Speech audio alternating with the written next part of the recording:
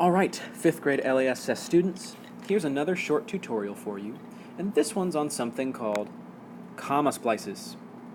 What's that? Good question. Comma splices are a very common, sneaky little grammatical error that's popped up in a lot of your writing without you even realizing it, which is completely fair because you don't know how to spot them yet. And if you can't spot them, you can't fix them. Let's learn how together. To understand comma splices, we need to define another term, and that's clause. A clause, as you've hopefully begun to see in DGP, is just a combination of two things. A subject and a, yep, you got it, predicate. To be clear, clauses and sentences aren't exactly the same thing. All the sentences you've seen in DGP so far up through week 6 have just one clause, meaning one subject and one predicate. So a clause can be a sentence, but sentences can also have more than one clause. And it's sentences with more than one clause where we get into the trouble of comma splices. So just follow along with me and you'll see what this means. Let's take two sample sentences. And these are sentences with just one clause each, meaning they are simple sentences. Sentence 1. I eat chocolate chip cookies. Okay, who's that about? I. Where's our verb? What's going on? Eat. So I eat chocolate chip cookies. Sentence 2. My little sister eats sugar cookies with purple sprinkles. Who's it about? My little sister. She eats. My little sister eats sugar cookies with purple sprinkles. One subject, one predicate, or one subject, one predicate, one clause. One subject, one predicate, one clause. Now, a comma splice is an inappropriate way of trying to combine these two sentences. Let's see what it looks like down here. I eat chocolate chip cookies, comma, my little sister eats sugar cookies with purple sprinkles. Now take a good look at this right here. This is the problem. This comma is not enough to bring together these two sentences. It's not sticky enough, it just doesn't work. It's like taking a bad Nerf dart with a suction cup on the end and trying to shoot it at a window. What happens? It just falls off. You need a new one, you need a fresh one that'll go when you shoot it at the window and stay where you shot it. So it goes with this little situation down here. Here's our Nerf dart, here's our window, and bonk.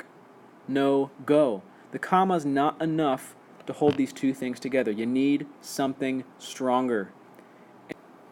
And oh, do we have 3 good options for you to fix this frightening problem of the comma splice. Option 1 is a little something called fanboys, which you've learned by now is just a fancy acronym for 7 words. Here they are below.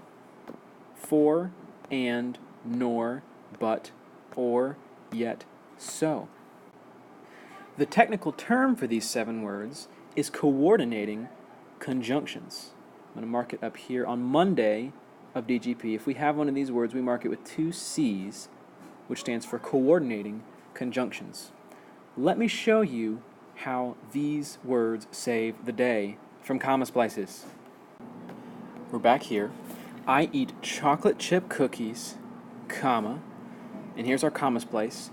My little sister eats sugar cookies with purple sprinkles, bonk. Like the Nerf dart, doesn't have enough power, won't stick to the window. But wait. I eat chocolate chip cookies, and my little sister eats sugar cookies with purple sprinkles. Problem solved. When we combine the comma with the fanboys, we get a sentence that holds together. We took 2 separate sentences and we're holding them together. And you can take your pick. You could also say, I eat chocolate chip cookies, comma, but my little sister eats sugar cookies with purple sprinkles. Or maybe the little sister is eating those cookies just to get back at her brother for something and not eat chocolate chip cookies like him. I eat chocolate chip cookies, comma, so my little sister eats sugar cookies with purple sprinkles. Maybe she just wants to be different. Whatever the case, when we combine a comma with a fanboys, we've solved the problem of the comma splice. Here are two other options you have how to deal with these sentences coming together. You could use a semicolon. Now, a semicolon is a very fancy little piece of punctuation. Looks like a comma wearing a period as a hat. I eat chocolate chip cookies, semicolon. My sister eats sugar cookies with purple sprinkles. This, in fact, has enough power to hold them together. It's just not that common. You'd be better off using a fanboys most of the time, but every now and then, if you want to throw in a semicolon just for flair, go for it. The third and final option takes us back to the beginning. We could just leave these two sentences separate. And to show you that, let's just go back to the top, right here. I eat chocolate chip cookies, period. My little sister eats sugar cookies with purple sprinkles, period. So whether you go this route, or the fanboys route, or the semicolon route, that fancy little piece of punctuation, don't fall prey to the comma splice.